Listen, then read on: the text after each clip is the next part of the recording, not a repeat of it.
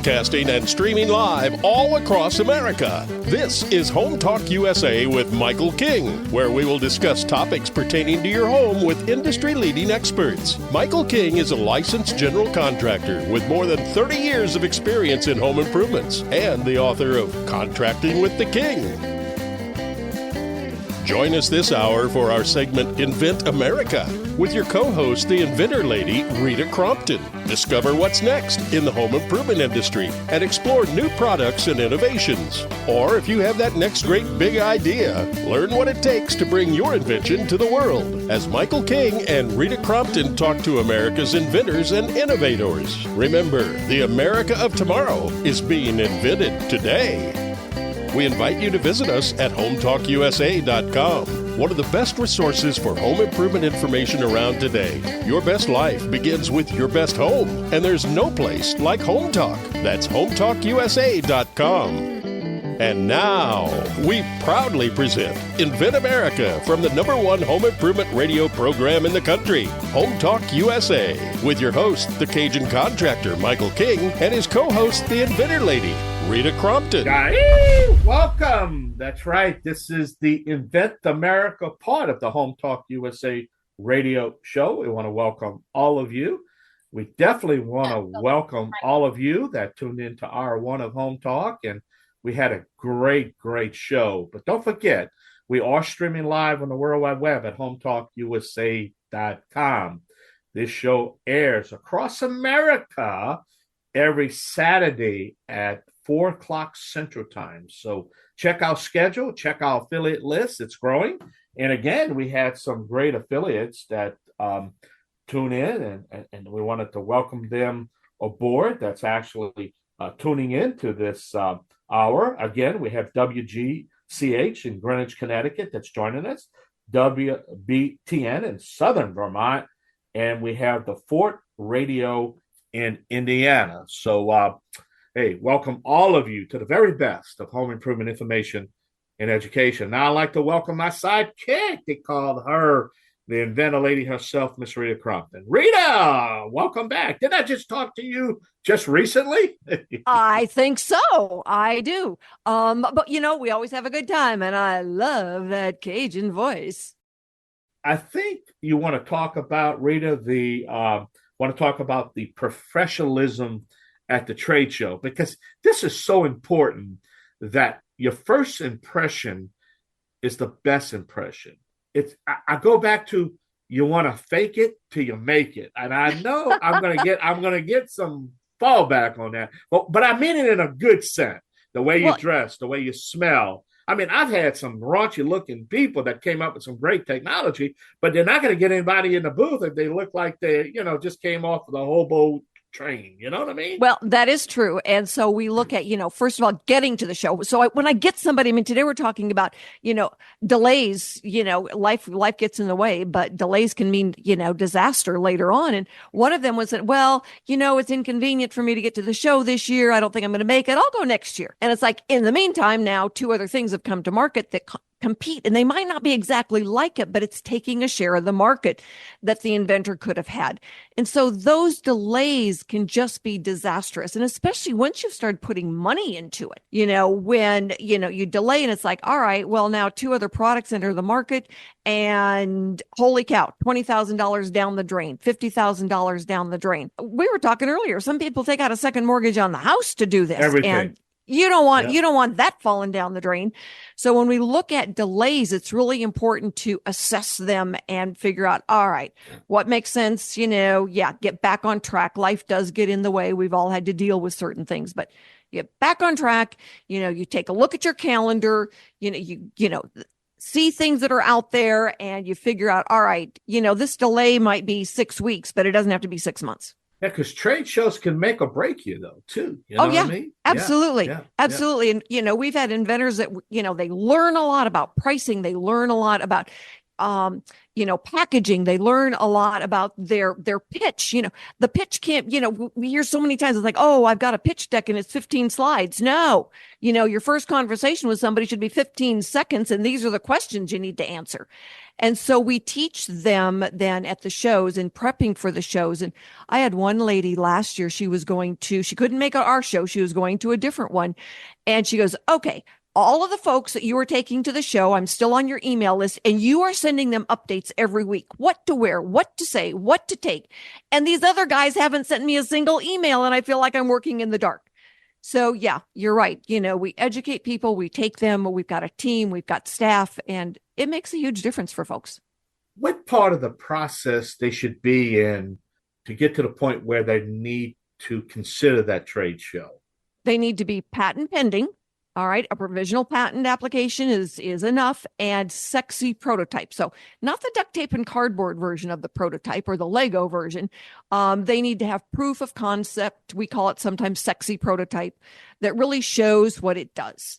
And that's what they need to go to the show and show off to launch for the first time. And that's my point. You don't have to be a finished product. No. You don't have to be a finished product. But you might also have a manufacturer that might be attractive to that technology and might want to finish it for you. You understand what I'm saying? Absolutely. I mean, and when we were out at ASD Market Week, there were a lot of potential manufacturers that came over, and they've all got a different area of expertise. And that's why you have us. And again, it's free. Listen to the show, get the education. Because of the experts we have on. We have the experts that made the mistakes. Why not learn from them? I mean, we had one last week. Again, we mentioned it on Home Talk. $150,000.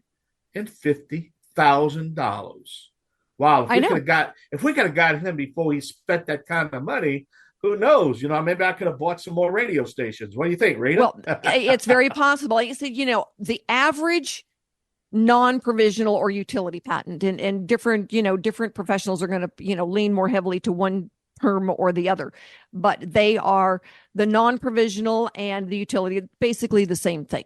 So what we're looking at then is that price point should be somewhere around 8,000 or 9,000 to file the whole thing. Yeah. And, when somebody tells me it's like I spent 50 grand on my patent, it's like, oh my God, you needed a different attorney. Sometimes a more expensive attorney just means they're driving a nicer car. Yeah. Now we only got a couple minutes left, but hey, let's give them a little tease. Who are we going to have on the show? All right. So our first inventor is Guy Andrews, and we also have William Simmons. They're both going to share some of their delay stories and then how they get back on track. So that's the big thing that we're talking about is how do you pull yourself back onto the right path after a delay? Because again, we all have them. Look at COVID. Nobody put pandemic in their 2020 business plan. No, that was a good point. It shut us all down. And a lot of companies and inventors have not recovered, because it is, man, I tell you, ever since I started doing the Invent America part of Home Talk, I actually became a fan of the History Channel that actually has the stories of, like last night, I was watching the story of Costco and Sam's Club. And I mean, they didn't start with the $1 billion business. It started in a garage, but it had to start somewhere, I mean, so you got Steve Jobs always talks about starting in the garage. All of those .com started in the garage with guys in shorts and, after college classes. I call it $5 stocks. I'm looking for that $5 stock, Yeah, for sure. I know it's really, a lot of them just started. We had a couple that were from Virginia, and they drove over to see me to show me their prototype before we went to ASD Market Week, and they built it themselves, and it was lovely. And that's the prototype they took with them. It was a sexy prototype, and it did very well. And from there, we found the next step for them. So she's getting a CIP filed, which is a continuation in part, and really had the inspiration then to take it to the next level, which I was really happy for. Well, we're going to be taking a short break in a couple seconds. And I think we have Mr. Guy Andrews is in the holding pattern right now. But give us that website again. How can we get to your website first, the Invent America? go to invent-america.com. And if you Google Invent America Radio, we're usually the first thing that comes up. So we are easy to find out there. All right, great. And give us that one more time. Invent-america.com. All right, before I get a cue to take a break and have to pay some bills, don't forget we do stream live at the Home Talk USA Radio Network. And it's check our sponsors out and check out topics of the future and the topics that we're going to talk about next week. That's HomeTalkUSA.com. And then you can also click the Invent America, which is sitting right there. All right, we're going to take a short break, and we'll have our first guest, Mr. Guy Andrews.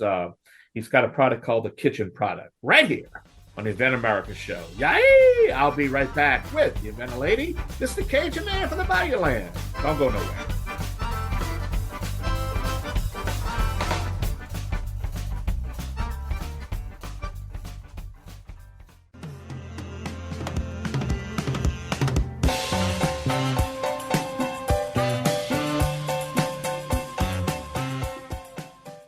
Welcome back to Home Talk USA with Michael King. Do you have questions about your next home improvement project or home repairs? Now you can chat with verified home repair and home improvement experts in just minutes. Get the help you need with HomeTalk.expert. That's HomeTalk.expert. We invite you to visit us at HomeTalkUSA.com, one of the best resources for home improvement information around today. Your best life begins with your best home, and there's no place like Home Talk. That's HomeTalkUSA.com. And now, back to the #1 home improvement radio program in the country with the man from the Bayou Land, your host, the Cajun contractor, Michael King. Yay! Welcome back. That's right. This is the Invent America show, part of the Home Talk USA radio family. Don't forget, every Saturday from 3 o'clock to 6 o'clock Central Time, you can check us out at HomeTalkUSA.com. All right, Rita, who is our first guest? Our first guest today is Mr. Guy Inventor Andrews. Guy, thanks so much for being with us today. And you are working on a kitchen product. And since you are not patent pending yet, we are not going to give any more details than that. But thanks for being with us today. You're so welcome, Rita. Thank you for having me. And so, without giving away any, secrets, tell our listeners, how long have you been working on this? And then kind of what happened that derailed you? About a year at this point, I would say. And a bunch of different things have derailed, from a messy divorce to a few medical issues here and there, vacations and such. But also the backdrop to all that is just the ebb and flow of the creativity, the spark, and hitting not roadblocks, but just learning something new about existing patents out there, learning from those, and trying to, evolve a design. When you have that initial light bulb moment, that's great, but then you realize, it wasn't as great as you thought. There are problems with it, and you have to work through those issues. So, and my goal in the end is to get something patented before I, sign off for the last time. So this is my first. Okay. So I view it more as a learning process. I've got lots of other ideas. This is sort of the test bed of how to work through this whole process of patenting and getting something, out to market, and not just a patent, but out to market. That's my goal. And that's one of the things we always tell. It's about more than just the patent. And that's why, understanding, market share. And we had a gentleman at the last meeting that had spent a lot of the investors' money. And the investor was saying, we don't need to file anything yet. We don't need to do anything yet. And I said, oh my goodness, you're spending another guy's money and you're not patent pending yet. So they had filed no intellectual property and had spent hundreds of thousands of dollars on development of a product. And it's like, everybody there at the meeting is saying, you need to hurry it up and get something filed, buddy. And part of it is, if you see a problem, you have to realize that other people see the problem. And that everybody then is saying, that's a good idea. And so there's a need, then that you've got the race kind of for somebody else to get to market. And a lot of people don't realize that. They think if they keep their idea private, nobody else will know about it. And that's just really not the way it works out there. People are seeing an empty space in the marketplace, and more than one person is coming up with an idea on how to fill it. In some ways, though, your most recent surprise, finding one on Amazon, allows you to do better. Absolutely. That was, and the initial shock was, oh my God, this is a deal breaker. It's a killer for my product, because this, in theory, the product that I found was on the surface anyway. And I do have one in hand now, and I'm testing it. And based on reviews I've read, that it's probably not perfect. Nothing ever is perfect, but they've sold quite a few. So double-edged sword, really, that the fact that they've sold a lot, I think I've talked to Rita about this, kind of proves out that the need is a real need, and people are willing to spend for it. Well, and one of the good sides of where you are at is that when you see there's a need out there and you've got a better product, all right, people already understand the problem. When we talk about, what a licensee asks, what problem did you solve? How did you solve it? Did you use a registered patent attorney? And can we make it at a price the consumer will pay? Well, now people understand the problem because they're buying another product. And it can be made at a price the consumer is willing to pay for it. So then what you're filling in is exactly how is yours better. We always laugh about the flashlight. It's a light coming out of the end of a stick. And if you walk down a Home Depot aisle, you can find 15 or 20 of them. And they're all basically, the same thing. And some of them have patent pending parts to them. The guy that invented the one that wraps around a pole, holy cow, now you can wrap it around the stick and you don't have to hold it in your mouth to use both your hands. Better widget, game changer. That was cool. Well, inspiration, yes, is a lot of the process. And as I said before, there is that ebb and flow of getting us a new spark and seeing something that makes you look at where you're currently at in your design and saying, I got to make this better if I'm going to beat this guy. So that's kind of really where I'm at. I think I'm in the final home stretch of kind of make or break it. I do think the final design that I'm honing in on, I'm very close to. I'm hopefully willing to commit to it. And yes, it's been a year and delays. And could it have happened faster? Sure. Have I dragged my feet? Sure. Am I happy with not having a patent right now? No. Well, it's my job to, reach out over the phone and the internet and say, come on, let's get this going. So what's your goal ultimately? Well, I think I touched on that a bit, is to get a product out to market. And through this first one, hopefully this one will be one that does get to market, to learn how to do it much more quickly. Yes, because I do recognize what Rita's saying is speed is really important. And even losing some market share, maybe that's enough market share taken and you'll never be able to penetrate at that point. So Rita has been wonderful, with that kind of inspiration and knowledge. So that my goal is, to get one out there within the next, at least the patent done sometime towards the middle to second half of the year. Set a goal. Pick a trade show, and that becomes now your clicking talk for, scratching, days, weeks, months off and where you need to be. And it always takes longer. That most inventors do, always costs more. And so the goal then is just to be able to get, our inventors teed up with the least amount of mistakes, including money, and have the best design possible and be able to get you out the door. So we are going to, Guy, thanks so much for being with us. We are going to be wrapping up this segment. Stay with us, America, because we've got another inventor coming on to tell his story. And in the meantime, we want to thank our sponsors for the Invent America segment, Kicker Design and Product Kickstart.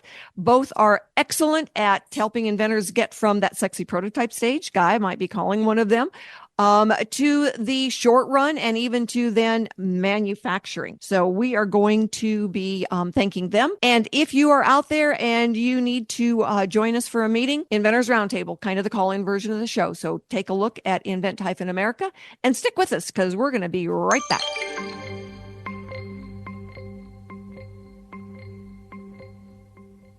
And now, back to Invent America from the #1 home improvement radio program in the country. Home Talk USA with your host, the Cajun contractor Michael King, and his co-host, the Inventor Lady, Rita Crompton. Hello, everybody. Thanks so much for being with us for this segment of Invent America. So if you are an inventor out there or you know someone who is, and they've been checking it out, seeing what's going on, and are ready to take that first step, have them get in touch. We can point them in the right direction. Rita at inventorlady.com is the easiest one. Search Quest Patents. Getting a good comprehensive search is the first step. So again, if you've got questions, have them give me a call because I'm not going to charge anything. They call an attorney, they're going to get an invoice. So our next guest is William Simmons, and he is, going to talk. He's got a story as well, but we're not going to talk about the product he's working on. He's actually got 2 different inventions. And again, life gets in the way for everybody. So William, thanks so much for being with us today, and tell our inventors a little bit about yourself. Well, hello, Rita. Thank you for having me on the show. So I sat down and wrote out some stuff because there's so much going, through your mind at one time. So when you have an idea and you're like, oh my gosh, this is a great idea and everyone's going to love it. Not everyone's going to love it. Just they're going to, you're like, oh, this is the best idea I've ever had. Everyone's going to love it. They're not. But anyway, right. Once you have an idea and you work on it, you get to the point where you're like, well, now what do I do? Who do I go to? How do what's the first step? And I hit every single wall, obstacle, because I've never done this before. And I would tell my friends, every mistake that you can make, I will make because I've never done this before. So finding out where to go, and you get to one person and then they're like, oh, well, you need technical drawings. Who do you call for technical drawings? I have no idea. I don't even know where you would first start. Luckily, somebody gave me a little hint. They said, hey, why don't you try a mechanic, a tool die shop or something like that. And that's where I started. That's not where I ended up, but that's where I started. And so you get the technical drawings and you're like, okay, now I'm going to fly with this thing. Well, that costs money. And then you take it to somebody that can do a sexy prototype, like you said, because it has to shine, more than the competition. And so they're like, well, okay, this is also going to cost money. So now you have to put your house in hock because $38,000 is not something that I have in my back pocket normally. And so you get hung up there. So then you try to work around that angle. And you're like, okay, well, maybe I can make a prototype myself or cheaper or something like that. And so you go from a great idea and it just keeps sinking and sinking and sinking until you're to the point where you're like, maybe it wasn't a great idea. Yeah, no kidding. And, I hear inventors that say that all the time. And so what we try to do is, squeeze that dollar. So you're not and inventors, in the beginning, it's a little here and it's a little there. And pretty soon it's been a whole bunch and you're not far enough down the road for what you've already spent. So that's one of the things that we really help inventors do is manage those early dollars because you're going to need them. You're going to need them later on down the road. And people don't realize, when you're starting to make that sexy prototype, if, the engineer can't crawl in your head and see what you're thinking. So a lot of times it's a trial and error to get it right. Another thing I want to mention, too, is, a lot of people, they'll go into this with a partner because it's going to be financially easier. But I would say if you do that from experience, make sure you have everything recorded and the roles definitely written down because it can go south pretty fast and you're without a creek. Well, you know what? You just opened yourself up to be a guest next week too, because we're talking about, the money part of that, investors, startup versions, and unicorns don't really exist. And so I would be honored. oh yeah. So that's always a topic, that is real to inventors, because I talk to so many. It's like, they take out a second mortgage, they've sold their fancy car, spent the kids, college fund. And so if we can do better earlier with, the reality of the invention, and then do better on monitoring those early dollars when you still think you've got a good bankroll, you'll have more as you get down the road with it. And when I get inventors that say, oh, well, I spent $25,000 on my patent, it's like, no, it should have been 8. And, Right. It's like, and we could have used that $15,000, on something else. And like, a prototype or, marketing or something like that. So, being able to manage those dollars early is really important. And, that's what we try to do here on Invent America. So the lessons that you are sharing with our listeners, whether they're the inventor or their spouse is the inventor, or, whoever they know is an inventor, they say, you know what, go to that Invent America show, because they're talking about this exact issue. And no, I'm not lending you any more money. And I get people like, oh gosh, we had one lady, she had a brilliant idea. She borrowed $1 million from an investor, and then that investor told her he expected her to raise dollar for dollar from friends and family. Exactly. And I want to put out there that when you get to that point where you're not quite sure to go, just regroup and try to collect what's viable, and then find people that you can trust. And I'm just going to throw this out here. I was at that point, Rita, when you reached out to me, and I want to thank you, because you just kind of refocused. And I'm like, okay, I can do this, and maybe just having somebody say, okay, listen, we're going to go through A, B, and C. You're going to do 1, 2, and 3, and we're going to get this back on track. So I appreciate it. Thank you. So, well, you're very welcome. And, life gets all of us. And, there's all kinds of things that happen, and you just never know. So the important thing is to, like you said, regroup, get back on track, see where you are, do another assessment, and then decide, do I move forward with this one? Do I go on to my next idea? And then be making smart business decisions, not emotional decisions. Correct. And remember, you're probably going to make every mistake in the book if you've never done this before. Just try to do it where it doesn't cost you a whole lot. Yes. And that's, we do try to help people avoid those mistakes, because you're right. I mean, I get so many inventors. It's like, oh my God, why didn't I know you were out there, 5 years ago when I started this? It's like, you just weren't hitting the right search buttons, I guess. But, I've been doing this for 15 years. So I have heard all the stories.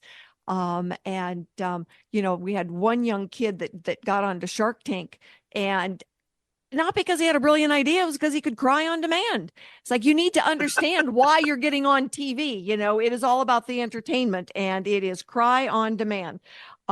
So we really look at being able to, get things out there and get them, get people going in the right direction. And I had a lady on the other day, and she was saying, well, give me your opinion on these ideas. So we went through, the first one, and then the 3 others. And I said, no, you got to throw these out. Yes. Right. Yeah. Again, you think it's a great idea. Your mom thinks it's a great idea. Nobody else thinks it's a great idea. And nobody else. And that's kind of my job. And I had one lady say, oh, I'm going to get my search done. I found a really cool product and I can't wait. And I go, give me 15 minutes. You might want to buy that one on Amazon. It was $24.95. And it was exactly what she was talking about. I said, was this a test to see if I'd be straight with you? And it's like, no, I am painfully straight with you, because it is in your best interest if I am straight with you. So it is, it's always interesting. It's really fun to talk to the inventors. So what advice do you have for our listeners? So my advice, 1, don't give up, but find people that you can trust that are going to give you their honest opinion and tell you exactly what they think your product is worth, can do, that kind of thing. 2, make sure you NDA everything. That is, I mean, you can't be too careful with these things. And then again, just don't lose sight of the end product. It may change 50 times until you get there, but don't lose sight of the end. That's very good. And we use a non-disclosure, non-compete. I give them away free. They're easy. They're one page. Shoot me over an email if you need one, because I'm more than happy to, get it back to you. And so those are very good suggestions, very good ideas. William, I will be in touch with you because I know you want to get back on track. Thank you so much for being with us today. I really, Thank really you, Rita. appreciate it. You're a beautiful soul. Thank you very much. Thank you. Everybody stay with us. We are going to have a follow-up to our discussion and give you some more insights about patenting and inventing in America.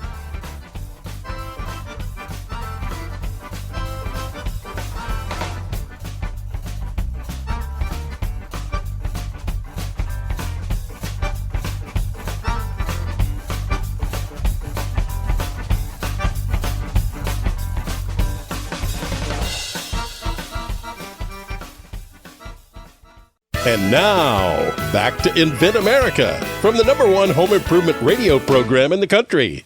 Home Talk USA with your host, the Cajun contractor Michael King, and his co-host, the Inventor Lady, Rita Crompton. Hello, everybody. Thank you so much for being with us for this segment of Invent America. And again, if you're an inventor out there or you know someone who is and you've got questions, join us at the Inventor Roundtable meetings because they're free, and we get people who will join us from all across America, some service providers. We've got a couple of big meetings coming up in June, so check it out. And we've been talking today about how critical timing is and the fact that, inventors can get sidelined. Life, it's called living. And a sick child, a sick parent. We had tornadoes last week, and that makes for a big mess. So everybody has something going on. So the idea then, regroup, get back on track.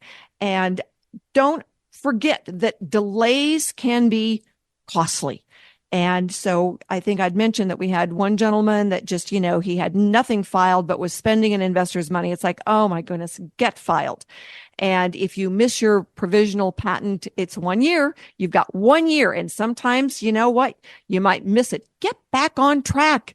If you've got an idea out there and, that it's going to be different, I get inventors that say, well, I'm not a scientist. No, most consumer products these days are an improvement on an existing gadget. And so when I get somebody that's got a better dog leash, all right, and George out there in Arizona, I am talking to you, a better dog leash. It is so cool. And I get somebody that's got a better sink gadget. Oh yeah, Disposal Genie. We did that one 15 years ago. I have got a Tagabiner. I've got the new Adarest. And we are going to be getting Kevin on the show in the next couple of weeks. So we are testing products. We're giving feedback, no charge. We do it for free. And our guideline then is to get our inventors back on track. So get out there with that provisional patent application. It's the first part. It gives you a year to go into the development. When you file the provisional patent application, your attorney, not you, okay? Can you do it pro se? Yes. Legally, you could file it with crayons and coloring paper because nobody actually reviews it to see if there's anything missing. Not until, all right, it's reviewed for your filing date, and then it has got to have the critical mass to it. And an attorney is more than happy to share with you what that is. But your provisional patent application gives you a starting point and a year of coverage, a year of protection, so you can get out there, get to a trade show, go over the development of it. We had inventors at the trade show at ASD Market Week. I think there were 4 there that had sexy prototypes. And when they walked away, they had some wonderful industry suggestions from specialists in the field, people that would be resellers of the product that had some brilliant ideas for them. So you know what they did? They went back, they filed a CIP. One of them had not filed a utility patent yet, or the non-provisional. Now she had some new material. So there are certainly options. But if you are not filing anything and you're spending a ton of money out there, and a ton of money is different to different folks. But if you're wasting money on developing a prototype and you are not under any kind of patent protection, you're running the risk. And it's like, well, I'm not ready yet. I don't know exactly what it is. Nope. The provisional patent application is a pretty broad look. And so, yeah, there does need to be some details there, but you want a registered patent attorney to do it. Yes, I know. Yes, you can do it yourself. Yes, you could have an agent do it. Nope, nope, nope. Get yourself a registered patent attorney. There are reasons. And if you want to know those reasons, that'll be a different show. Oh my goodness, you're going to have to follow us and figure out what that show might be. But all of our shows are streaming online. So they are on a variety of platforms. Invent-America is where you want to be able to go to find out which particular topic pertains to where you are right now. And so when we look at going through those steps and those phases, the Inventor's Galaxy Guide is free. You can go to the Inventor Lady website, download it. It's about a 30-minute read. It's going to walk you through the steps. So you have an idea now what each phase should cost, and being able to work out your budget is really important, because there's nothing that will derail someone faster than saying, I'm out of money. And no, you don't get to get a second mortgage on the house. So realizing that we've got to stretch those dollars, and that's what we kind of help you do. It's like, that's too much on this phase. Let's try it this way. I've sent people to the pro bono office before. I know Morris Newman. He's the director of the pro bono office. If you don't know what that is, send me an email. But if you qualify, they're going to appoint a registered patent attorney to file your application. So we look at, where can you go to get the best thing done? I've sent people to their local community college to talk to the professor of engineering to see if they want a project, because then it's pennies on the dollar to be able to get a class that wants to have it as a project to do your prototype for you. The next best place to go is a makerspace. They're usually a little bit less. They'll have some fun with it, help you come up with a better design, something that can be manufactured. So my point is, ladies and gentlemen, there are options out there for you. And so don't let a good idea die because you felt like you were running against a wall. So understand what your options are and go after it. We do Invent America because America invents. Our entire economy is based on every single one of our listeners. You're amazing out there because part of you are inventors, or you want to be inventors, or an inventor, but the rest of you are all consumers. So we've got our products that are listed on the website. We've got links to their stores. Made in USA, go to their website, madeinusa.com. All those products are made in the USA. And we are working to put that third hour into the Made in the USA category. So the speakers who will be on are going to be manufacturing in the USA. How cool is that? And we've got different service providers coming on as sponsors. Fulfillment. That's another one of the big things that most inventors early on didn't even budget for. But you know what? You can't put 5,000 in your basement and then keep filling those orders instead of going to dinner with your family. So understand what your options are, understand where things are going to cost money, pricing. And you didn't price it for some of those extra expenses, like fulfillment and shipping and packaging. Holy cow. That's what some of the things that we help inventors analyze is, what is the final cost have to be when we're talking about that multiple of 5. So as we said, next week, we're going to be talking about startups and failures. And unicorns don't really exist. So go to the website again, join us at the Inventor Roundtable meetings. And my goodness, if you have a question, shoot me out an email, Rita at inventorlady.com. And we are more than happy to, 1, answer the phone, and 2, answer your questions. So join us next week, everyone. And in the meantime, have a wonderful, wonderful weekend.